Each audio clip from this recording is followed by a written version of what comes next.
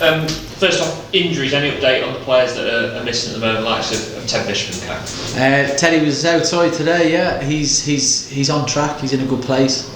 He's obviously not available the weekend, but in terms of his timeline for recovery, everybody is where they are.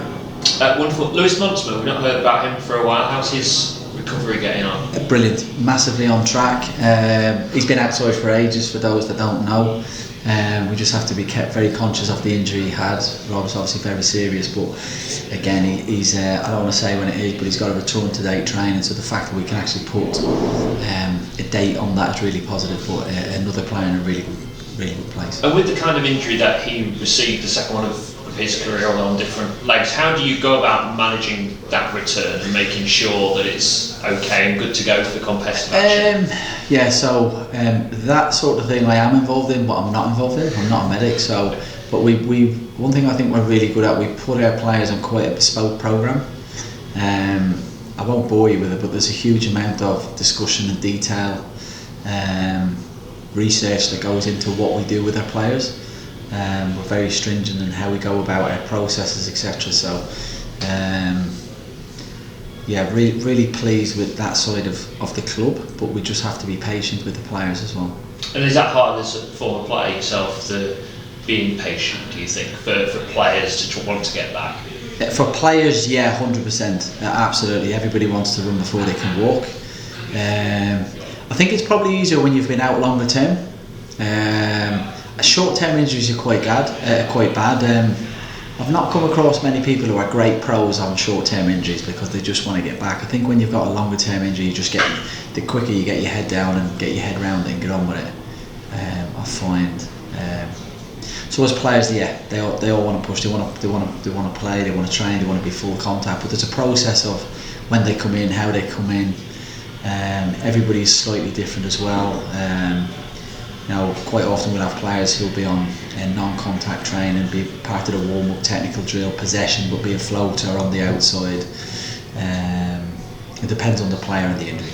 And is that something as a player you learn the longer your career goes on, that it's not about trying to rush back and that you need to do your rehab right, otherwise you could get a recurrence? I think like anything in life, how do we learn? Through experience. Experience is what it says in the thing, something you've been through and something you've lived. So I would like to think that if you're bright, you would recognise that and see that. If they don't, we try and help them with it, particularly with... Look, I was actually, funny enough, I was chatting to a player the other day who I played with, and he got a calf injury when he was 28, and I remember having to explain to him what was wrong with him because he'd never had a calf injury in his life, and he's like, well, what is it? And I was like, you're done, you're going to be out for like 3 or 4 weeks. He ended up being out for 3 months in the end, but he hadn't a clue what had happened to him. But again, you talk about that experience, he'd never had a muscle injury in his calf, so or his hamstrings or anything, so but that experience gives you that help, and you whatever's wrong with you as a player, because quite often we'll get players who medical team, sports science team might say he's not ready. I'm a big believer in speaking to the player, and nobody knows the body better than the player. And sometimes you will have a situation where a player goes, I'm good to go. And sometimes you have to listen to that player and talk to it, as long as it's not to the detriment or to the player's fitness or health or well-being. But sometimes you might speak to a player and get him back sooner than you think. But me personally, I tend not to get involved in any of that. We've got a brilliant staff here, very high-end people, very, very good at the job. And I think a big part of managing and leading is giving people the autonomy to make those decisions, and it's something we're collectively very mindful of. Ipswich, how do you go about stopping them this weekend? How do you stop their strengths? Yeah, very good side. Brilliant question.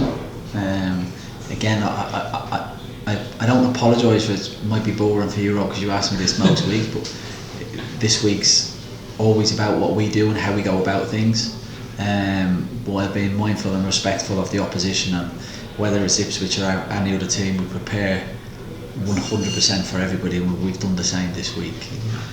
But they are an excellent side throughout. And do you have to prepare differently for going away from home, do you think, than from when you've been playing at home, or do you just try and approach every game the same manner? Sorry, I completely understand your question. Yes and no. yes, because we try to focus on ourselves, but every game is different, so you're always trying to get marginal gains and percentages on where you feel you might need to tighten up in a certain area, or if there's a weakness or an opportunity where you think you can exploit an opposition. So from that point of view, every game is different. There will be a natural approach, but generally speaking, we heavily focus on ourselves. And sometimes when you go into this game, as many people see you as the underdog, is that good as a player to go into that game with that mindset, or do you try and go in thinking I'm just as good as my opposite number that I'm going up against? Look, a 100% fact is Ipswich are the favourites tomorrow. A 100% fact is we are the underdogs, I get that. But I don't play on that and focus on that. We're going to Portman Road with the sole purpose of getting as many points as possible. I understand the difficulties that is against a team like that. Great stadium, full house it'll be, good side, brilliant young manager. So those things I can't get away from. But you know, we're not going there to lie down and park the bus and scrape a draw if we can and defend for our lives. That's not us. We're going to be speaking to Ben House shortly. What have you made of his contribution as a central striker so far? Brilliant. I've just been speaking to him. He's doing brilliant. We're just talking about little things around his game, little things where we can help him, little things where we need to help him. And but you know, he's come such a long way. Last year he was playing in the National League. All of a sudden he's like the focal point of a strike force. He's got 3 goals already in a short period of time. So he's got really, really good tools. And it was funny because he was talking to me there, and he was kind of talking about things he needs to do and learn, and you know, this is not. And I was like, whoa, you're doing amazing. You're flying. You've got 3 of this. You're doing A, B, and C. I don't think give all my secrets away, but I was a little bit surprised at how much he played down his role and what he's done for so far. You know, I almost wanted to, you know, I kind of say to the lads, like, puff your chest out, walk out, step onto the pitch and say I'm the man, and then you're not always going to show us, but you've got to at least have that belief. And that's something we have to change throughout the group as a whole. I think we're the youngest team in the league, and again that comes with experience. But I'd like to think we're very good at the club and not talking about ourselves as coaches, because the lads haven't a clue where what we've done is irrelevant. But sometimes you can draw on experience, and I'm a big believer in puffing your chest out and walking out and saying I'm the man and I'm going to show you. And guess what? It doesn't work all the time. But if you don't have that belief in yourself, no one else will. So you know, I'm really big on that. You have to have belief in yourself, and we have to help the players get that as well. And with Ben, again, a bit like Tom Hoppen, maybe not always judged on goals. His contribution is judged more, maybe not necessarily just on goals like we see with strikers. Is that sometimes hard for you as a head coach and for strikers themselves to go, actually, as much as we want you to score 20 a season, that's not always what we're going to be looking in this formation for you to do? Yeah, I had a conversation with somebody a while ago about a player. We were talking about strikers and we were saying, like, brilliant finisher, scores lots of goals. It's like, that's 10% of his game. It's the other, if he doesn't do the other 90, he might only get 1 chance in a game, so it's the other 90% that comes along with it. So it's not always about just scoring goals. It's the wider and the bigger contribution that they're given. Ben, you know, he gives us that in and out possession. He's strong, he's physical, he's quick. He sets off a good counter press.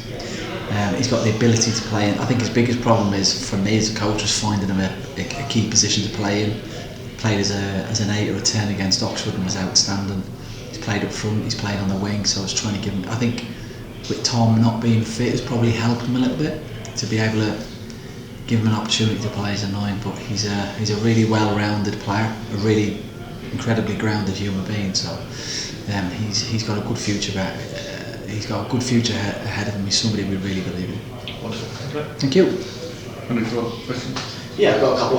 What's the mood like in camp this week? All good? All prepared? All fighting?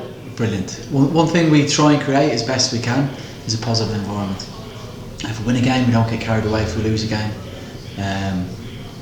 depending on how it is, but it's not all doom and gloom. We try to create training sessions that are positive, training sessions that, while we're trying to get focus on the game plan and stuff like that, we try to get training sessions that maximise the guys, that's fun. It's players want to do certain things, players want to play in certain things, play in certain games, whether they're game related with goals, possessions with goals, 1v1s, 2v2s. even in the tactical stuff, we try to have we try to put something in that where there's a clear focus on them as well, so it's not just all about me. So I'd like to think the one thing we have created in the club here is a really positive environment, and the players have to take a huge amount of credit for that. It's not all about us making that and doing that. You have to be. It takes two people in a marriage, Luke, sometimes three in different marriages.